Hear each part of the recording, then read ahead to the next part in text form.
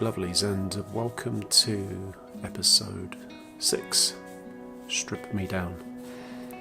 So this episode deals with the process of taking out the plywood,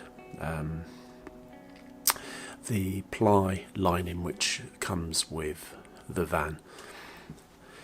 I guess depending on what type of van you have and what its previous owner had prior to you getting it, the state of the back of it will vary.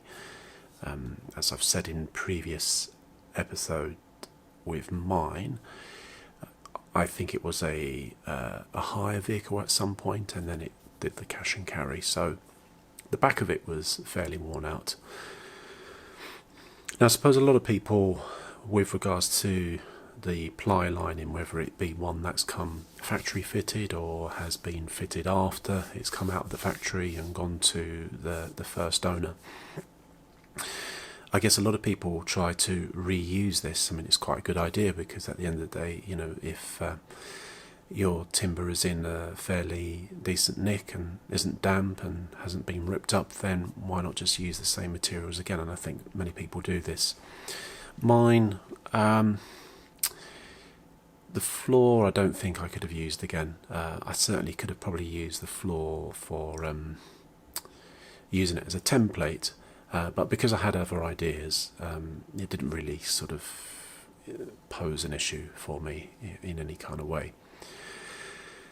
But it was really well used, the back of my van, and had seen better days, so I think really the option of trying to reuse it in any other kind of way, even if I'd had sanded it back or treated it, it wasn't going to have the desired look. So I think I'd already had in mind that I was going to sacrifice that particular layer. So I just got to town. I cleaned out the back many occasions. I think probably 2-3 times I swept the back out, maybe gave it a hoover, even though I knew I was stripping it out. But it's always just good to just sort of, I don't know, it's just me, I'm just fastidious in that kind of way. I just like to sort of clean and have a good tidy before I start any kind of job. And I started on the, I guess the passenger side basically. Started from the back and started taking the walls down, which were just held together with screws. For the most part, the screws in the walls were fairly easy to get out. And as I started to take the panels down from the wall, I noticed that there were other sort of timbers behind, which sort of I think were there on the particular joins, so they sort of joined the sheets together on the walls.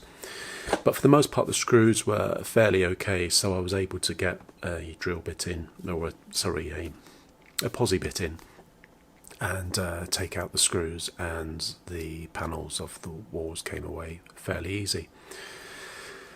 As I worked my way forward, I then get to the cargo side sliding door, and there was timber at first, and then to my surprise, behind that there was actually a factory mounted plastic sort of fascia.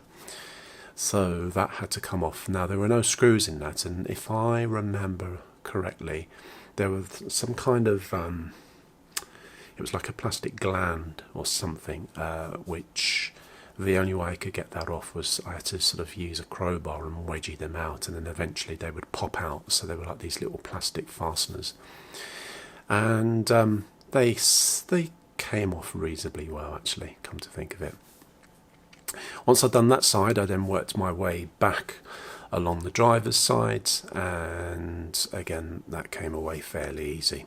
I can't remember what I did with the wheel arches. I seem to remember the wheel arches not being screwed down in any kind of way. I've got a feeling there was some kind of glue or something, because I had to use a crowbar to sort of really kind of wedge out and lever out the wheel arches, and once they'd come off, there was a bit of a ripping sound, and if I remember correctly, there was sort of a residue of timber that was left on a couple of spots of the wheel arch. So I think that they used some kind of glue, a really heavy duty glue. And then when I pulled that off, it revealed a small hole in the actual wheel arch. So I don't know whether that was a sort of a direct result of me actually taking that particular dot of glue off, that in turn then pulled a piece of the metalwork away, which I suppose around the wheel arches the metalwork will eventually sort of wear down quite a bit with rust, etc. So yeah, be careful there, because I made some holes, which wasn't ideal when that was then pulled up later on in an MOT. But once the wheel arches were out, I then started on the floor. Now the screws on the floor were pretty well worn. It was really difficult to actually get to any of the heads, and if I could get to a head, it was shredded. So I think I managed to maybe get a few here and there, and then if I remember right, actually prior to doing the floor, I think I took the board out of the bulkhead. That's right, there was a bulkhead board. I think that came up fairly easy, and then I went onto the floor. There we go. And yes, with the floor I had to use a crowbar, I seem to remember, and really kind of lever up the floor. And once I'd got enough purchase, I was literally just ripping the wood off, and I think it left the screws in places where it had originally been screwed down, and I think those screws got rusted in. So eventually that floor, it came up fairly easy, but you know, it was just a bit of manual labour really, you know, and you are just sort of, it's just you and brute force really, just trying to lever up these things. I think sometimes you approach things and try to be as careful as possible, and then you think, you know, this isn't going to work, I'm just going to, you know, do what I need to do to get this out, and you do sort of start to use a bit of brute force and ignorance on these kind of bits and pieces. Once the floor was out, I then started to sweep it, and then I gave it a really good hoover. I was absolutely amazed as to how much crap had found its way underneath the floor. You know, when you think about it, I don't remember seeing any kind of seams or anywhere, and yet somehow there was just years of neglect and all sorts of things that were just found under there. It was fascinating, really. So anyway, needless to say, it needed a really, really good clean. So I did all of that. And the last that I had to do was then take the boards off the back doors. Again, wooden boards, which I think were held together by, they look like these sort of plastic catches that you get a lot in kitchen cabinetry. So they were kind of screwed into the metalwork, which then held the wood into place. And then once that came out, it then revealed again this factory plastic lining, which again I had to sort of pop off with a crowbar. That process was quite and I don't know, a cleansing in a way, because that was the first time that I really got to sort of know the van in its raw state. The walls, suddenly you could see fairly clean walls, and you know, there was dirt there, but I think because it had been hidden for quite a while, there was a whiteness to these walls which the rest of the van didn't have, because you know, the rest of the van has been for however many years out in the open and being abused. So it was nice to finally see the bones.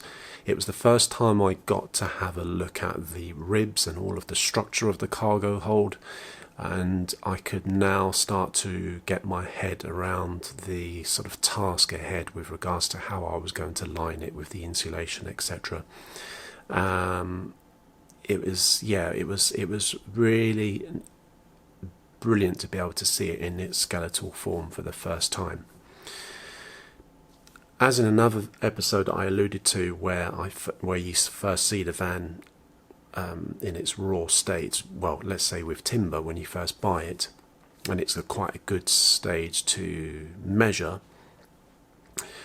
I did do another measuring process whilst it was in its rib state rather, and that's mainly so that I could see exactly where all the verticals were.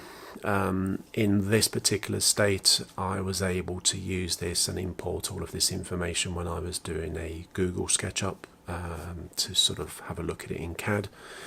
So yeah, it's quite useful to do really detailed measurements, but again, just word of warning that whatever measurements you're using now, there's a bit of excitement because suddenly you're standing in a van and suddenly the dimensions are so much bigger, but you always have to bear in the back of your head that you're going to be putting in 4, maybe 5 centimetres worth of insulation, so you're now going to lose all of those dimensions. So be careful at this stage. You can really go to town with measuring, get all excited, and then suddenly all of those measurements will change quite considerably once you've put all the insulation and your new lining back in.